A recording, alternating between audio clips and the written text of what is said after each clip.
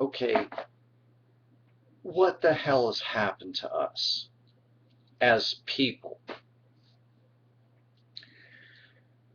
I've started to get very annoyed at Kotaku, and rightfully so, because they're starting to do the worst kind of journalism that's out there. They're pandering. Oh, by the way, my modem is in fact dying, and so you're not likely to see a lot of videos from me, if many at all. This one may not even make it up, but I'm going to try to make this as absolutely brief as possible because of the problems of my modem. And no, I don't have the money. Nobody I know has the money to have my modem taken care of. So I may be going away very soon, for a very long time, because once the modem goes, it's gone, and that's it. But okay, getting back to my point. Kotaku has basically been pandering to the post-Anita Sarkeesian crowd. I know some people are starting to call me a misogynist for connecting dots here, but ask yourself this. Why are ROM hacks, especially gender swap ROM hacks, a news story? And so in my anger, I made some claims that, while not technically directed at one particular individual, some people took it as such, and I have now literally lost a friendship over this. One story is called Cool Dad Hacks Donkey Kong so that daughter can play it as Paulina. Now, before you ask, or get upset. No, I don't personally care that the roles have been swapped. I don't care at all. I care that these kinds of projects, and not some of the more prevalent or the more progressive ROM hacks, are not being showcased. Oh, it's just the timing, right? It's just the timing. I'm seeing something in this that's just not there, right? So then, by the time a second article came up called She Hacked Legend of Zelda, so it now stars Zelda saving Link, I made a very, I made, let me read my original comment and then let me read my caveat because this got me in trouble. So this is what we're going to now. Hacking misogynistic games to make them misandric because somehow that makes it right. Now let me put some context there, since people are focusing solely on that line and saying that I said that Miss Kenna is being misandric. No, I'm not. Could I have worded that better? I'm absolutely copying to that. Yes. But these articles seem to underline that kind of a tone, like, oh, we're going to make it right because instead of a game being subliminally misogynistic, it's now going to be misandric.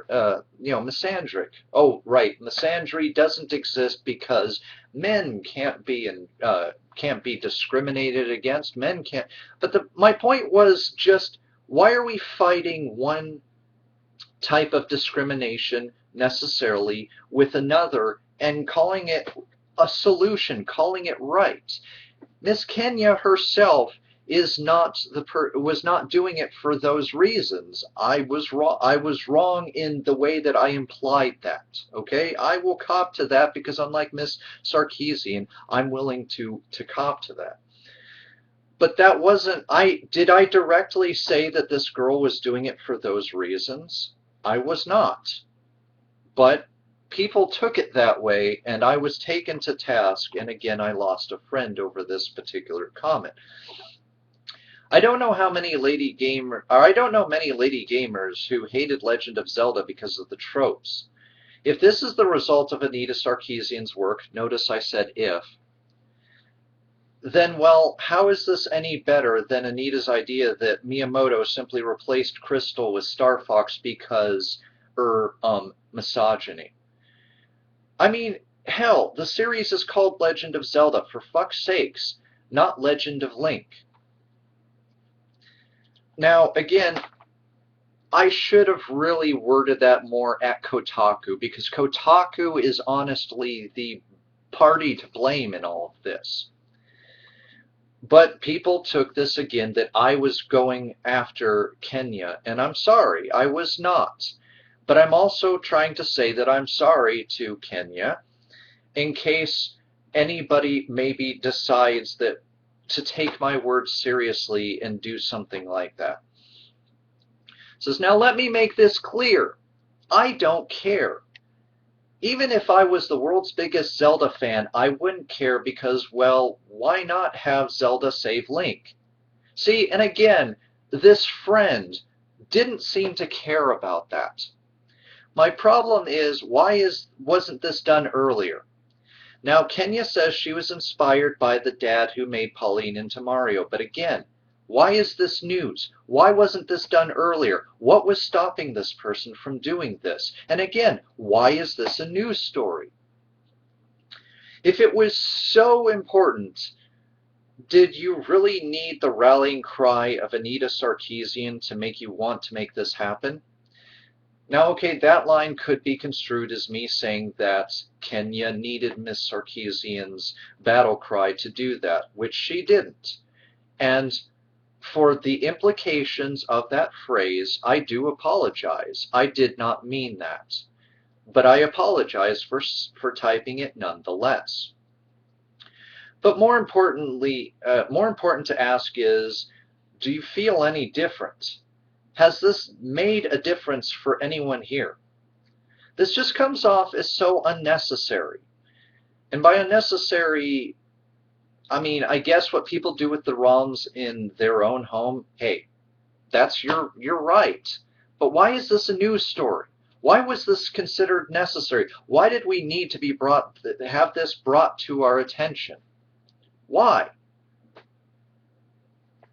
Oh, is it misogynistic that I disagree with this ideal of holding up these news stories versus other hardworking people who are either making their own games or who are doing ROM hacks that actually have meaning to them?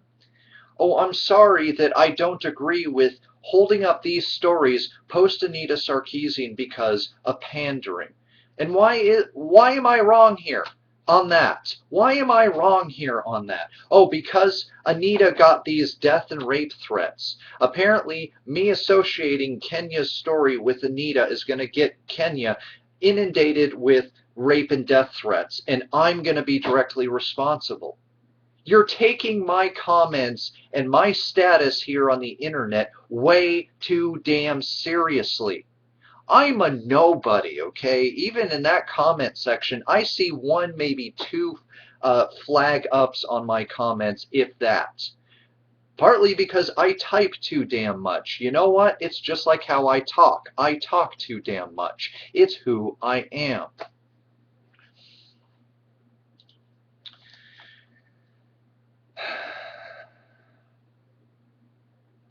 This and the Pauline ROM hack too. Does anyone really care that much about these games that they felt that this was worth anyone's time?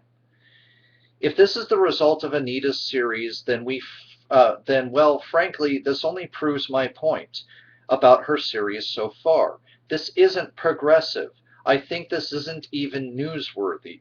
This seems to be people bending over to try to appease Anita. By people, I meant Kotaku, but I really should have phrased that better. And again, I apologize for what was implied by my writings here. Anita and to appease the Anitas of the world, not realizing while yes, feminism in gaming is important, feminists like Anita will never be happy because no matter how you disprove her, you still end up somehow proving her right thanks to the magic of goalpost moving. how is that really that inaccurate of an assessment? But okay, I made a caveat because I felt after my friendship had resolved over this,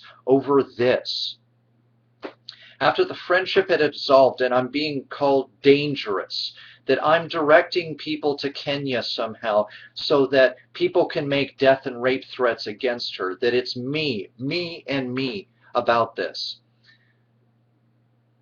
How was I wrong? But the caveat I really want to make is simply, this is Kotaku's fault. You want to be pissed at me? Be pissed at Kotaku, okay? If they hadn't made this molehill into a mountain, if they hadn't made this into a news story, if they hadn't directed people towards Kenya, if anything, they're the ones who are going to be directing people to Kenya for these threats. It's not going to be me. And my comments, no matter how misguided parts of them absolutely were, which again, I'm copying to and apologizing for, you can't push this all on me. No, screw you. But I digress. The point is more, screw Kotaku. This is video game journalism. This is what pisses me off about Jim Sterling, because he does almost a lot of the exact same things and says anybody who disagrees with the article or asks, why is this news, is a hater or is possibly being misogynistic. And no, I'm sorry, it does not work that way. If you're going to apply that label, then I'm afraid you have no idea what misogyny or misandry even means. But the fact that Kotaku has thrown poor Kenya under the bus by doing this, by pandering to the pro-Anita crowd and creating something where, why is this news? Why is this and the cool dad thing news? I don't care that the genders were swapped. I care that that's the reason why these articles are being featured, which frankly devalues the articles because they're not being featured for any other reason than to be a flavor of the month because of Anita's videos. You cannot tell me this is just mere coincidence. You cannot tell me that this just happens to coincide with the after release of Anita's videos. Not that I'm saying, again, not that I'm trying to backtrack and say Kenya was doing this because of Anita. I'm not. I'm just trying to point out that this whole entire concept is stupid and pointless. That some people will do ROM hacks because they think that misandry is the perfect cure for perceived misogyny. Did I pick the wrong article? Sure, why not? But I am not going to apologize for standing up against pandering by game journalists to the lowest common denominator. And I'm not going to apologize for losing a friend over something like this. I'm the bottom rung of the lowest totem pole, and I'm happy with that. I write for the joy of writing. I speak for the joy of speaking. If people choose to listen to me, great. But if I can't get people to change their ways in society, but you're going to tell me that making a comment that could be construed as me trying to call Miss Kenya misandry, which I'm not, or misandrist, I'm not, then you can take a long walk off a short pier.